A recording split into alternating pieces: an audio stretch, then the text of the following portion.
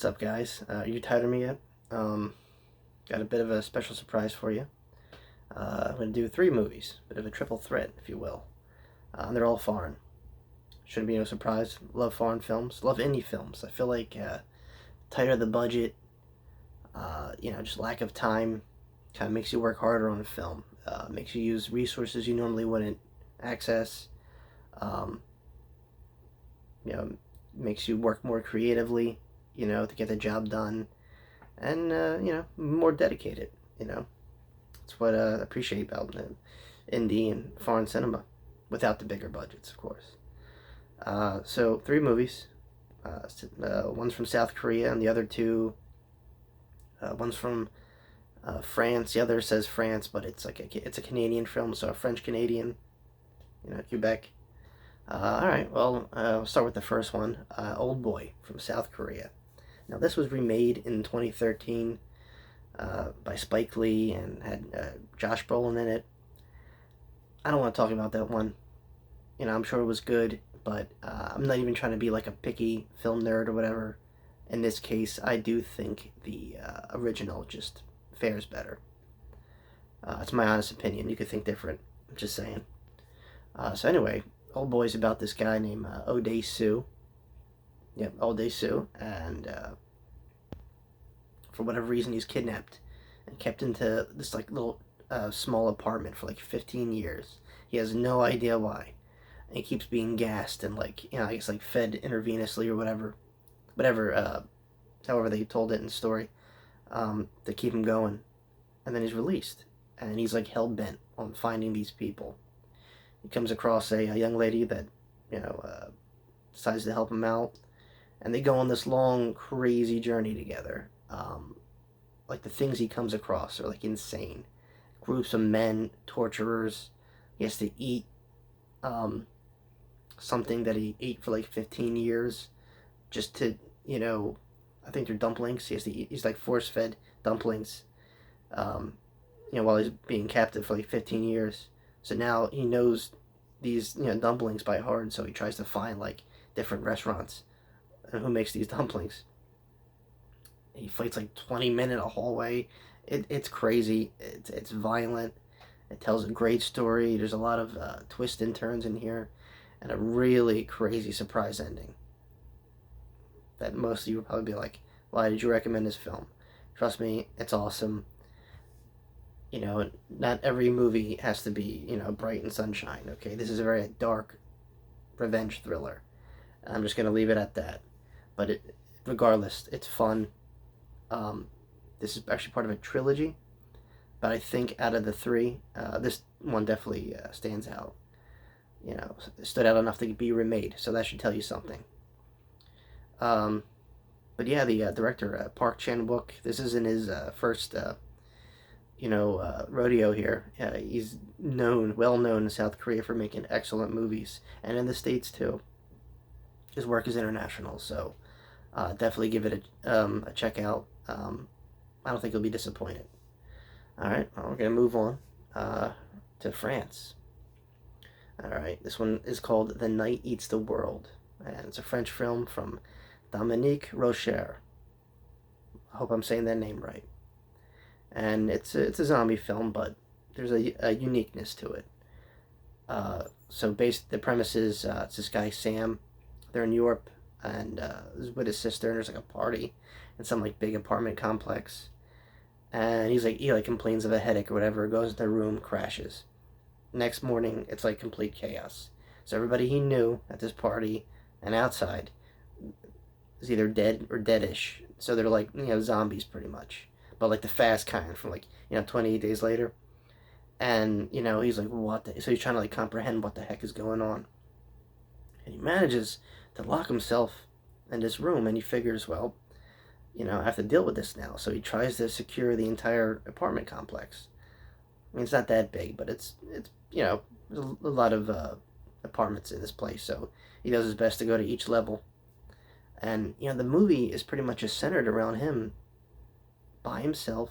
I mean, we were introduced to other characters down the road, but just trying to keep his composure, and what he does to pass the time, to deal with the stress some insanity slips in a little bit because he's by himself for a very long time, and he wonders, like, what, like, why me? How come I didn't change?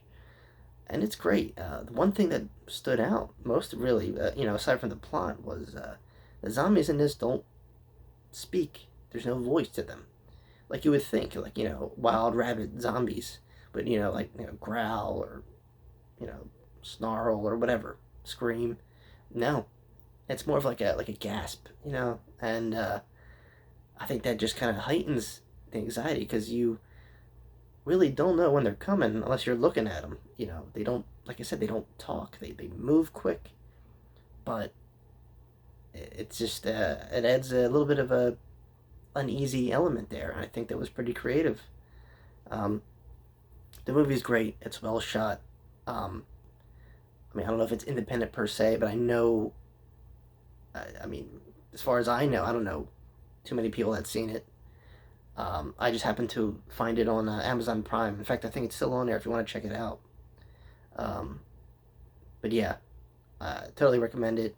It's a very unique look at a zombie film slash post apocalyptic drama, and it's just great, great storytelling and good work of using a theme that's been used a lot, such as zombies, kind of breathing a little fresh air into it. So definitely appreciate that.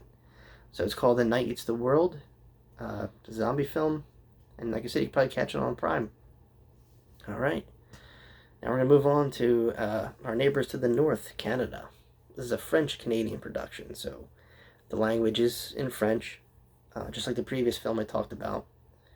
I'm sure they're dubbed or subtitled, or what. I mean, they're obviously subtitled. I like watching movies in their natural language because sometimes the dubbing, I have no problem with it. I watch a lot of Italian movies that have dubbing. It's just kind of throws me off.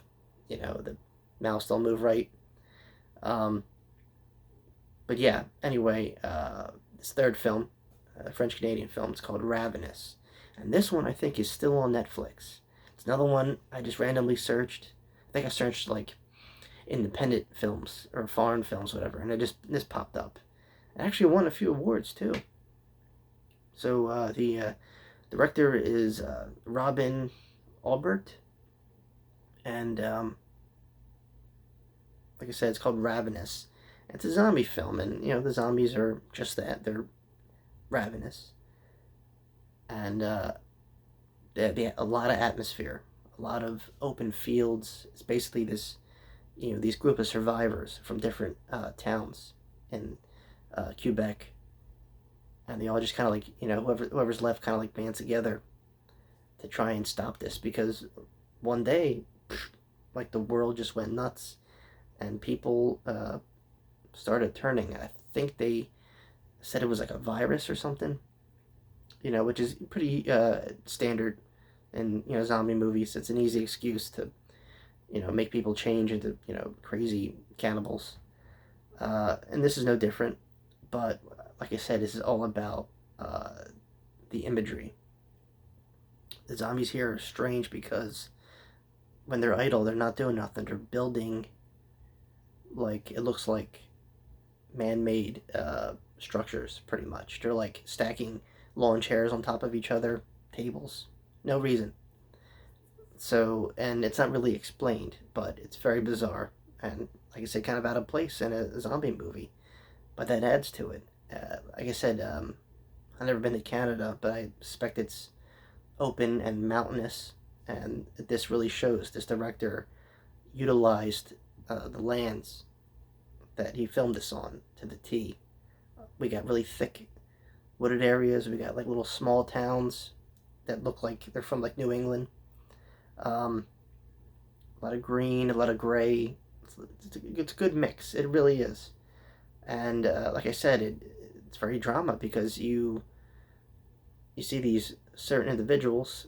Some people are honest. Some people are just thieves, and some people are just all about themselves. You see, and another trope you see in a lot of zombie movies, very mixed bag of characters, and not everyone's genuine, and this definitely shows. But like I said, it's coming from a different angle. This is like a foreign aspect, and it just, it stands out, and I appreciate that. Um, it's a very bleak movie. Like I said, it's played very, very serious, just like the previous one, the one before that. Um, but yeah, it's like I said, a feeling of dread throughout the film. Like I said, it's very picturesque. The scenery, um, the zombie actions there. It follows the same rules. If you get bit, you get scratched, you turn. Um, but yeah, like I said, what stood out in this one, like any other zombie movie, is, like I said, it was very scenic. I enjoyed. It was very eye appealing, pretty much. Because normally you wait for the zombie action, but I want to know what the characters were going to do. Were planning to do. You know what? It actually reminded me of Black Summer, which is a Netflix series that deals with what a bunch of people do during a zombie apocalypse. I think they just did season 2, and season 3 is going to be on its way at some point. But yeah, it's really great. I mean, there's some POV perspectives of the. We get to see the infected and how they turn, and kind of like a 5-minute uh, camera venture and where they go. But yeah, great series.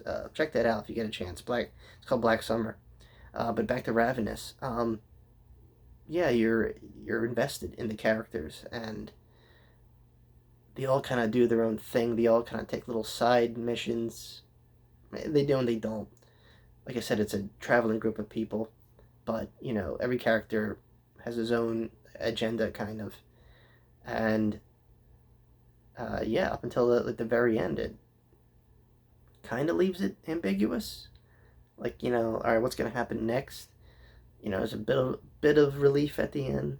You know, the last person that survives. I mean, I guess you could probably, okay, I expect this person to live, or pair up with this person. Maybe like in a final showdown. But no, I did kind of. I was like, but then it changed. I'm like, oh, so this person's gonna live now. So it's yeah. I mean, I appreciate it. Like I said, it was a scenic movie, horror drama, with zombies, pretty much. So all that, fun though, really fun, and yeah, I just thought it was just shot and filmed great. Like that's a big aspect of this film, um, is the scenery, what's going on with different survivors, and it was cool. It was cool and nice. Not so much of a different take, but just different than your normal zombie film. And there you have it. That was Ravenous, French Canadian movie, and like I said, all these films deserve a second viewing. If I mean, hopefully, everyone I'm talking to right now have seen at least one of these movies. They're all accessible. They've been around for a while now, and you could, like I said, you could view 2 of them on Prime and Netflix, and I'm sure Oldboy you could watch anywhere, really. If you don't mind subtitles, if you don't mind foreign films, I'm telling you, give them a chance. It's even if it's like your first time venturing into foreign film territory, they're just as good as American films. A lot of people I talk to says reading the subtitles kind of takes it away, it distracts them. But I mean, when you have visual movies like, I don't know, like Blade Runner or whatever, and you're trying to listen to the 2 actors talk, but meanwhile, like, the universe is huge, or Star Wars, you want to know what's going on, like, in the background. The characters are so colorful, but the main people are right in the middle of the screen. So I feel like we're all adults here. We could multitask when it comes to a movie.